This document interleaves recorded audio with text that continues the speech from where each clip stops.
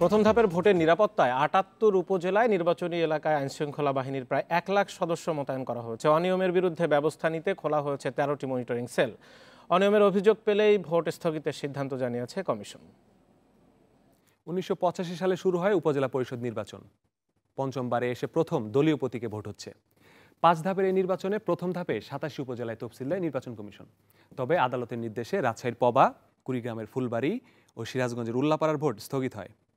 আর অনিয়মের শঙ্কায় আদিতমারি, জামালগঞ্জ ও পূর্বধলার ভোট স্থগিত করে নির্বাচন কমিশন। নাটোর সদর, মাদারগঞ্জ ও মেলান্দহে একাধিক প্রার্থী না থাকায় কোনো পদে হচ্ছে না ভোট। এতে আজ ভোট হচ্ছে ৭৮ উপজেলায়। এছাড়াও চেয়ারম্যান পদে ভোট স্থগিত আছে নীলফামারী সদর ও জলঢাকা উপজেলার। ৭৮ উপজেলার মধ্যে ১১ উপজেলায় চেয়ারম্যান বিনা প্রতিদ্বন্দ্বিতায় নির্বাচিত হতে যাচ্ছে। উপজেলাগুলো হলো বোদা, জামালপুর সদর, সরিষাবাড়ি, নেত্রকোনা সদর, কেন্দুয়া, সিরাজগঞ্জ সদর, কাজীপুর, জয়পুরহাট সদর, পাঁচবিবি, মোহনপুর ও বাঘা। এ ধাপে চেয়ারম্যান পদে প্রার্থী ২০৭ জন, ভাইস চেয়ারম্যান প্রার্থী ৩৮৬ জন, নারী ভাইস চেয়ারম্যান প্রার্থী ২৪৯ জন। ভোটার ১,৪২,৪৮,০০০-এর বেশি, কেন্দ্র ৫,৮৪৭।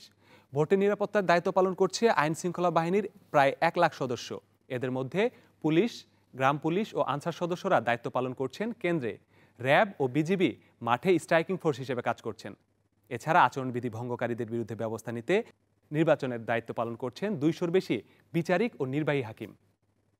এবারের ভোটে বিএনপি সহ বেশ কিছু রাজনৈতিক দল অংশগ্রহণ না করলেও প্রতিদ্বন্দ্বিতামূলক নির্বাচনের আশা কমিশনের।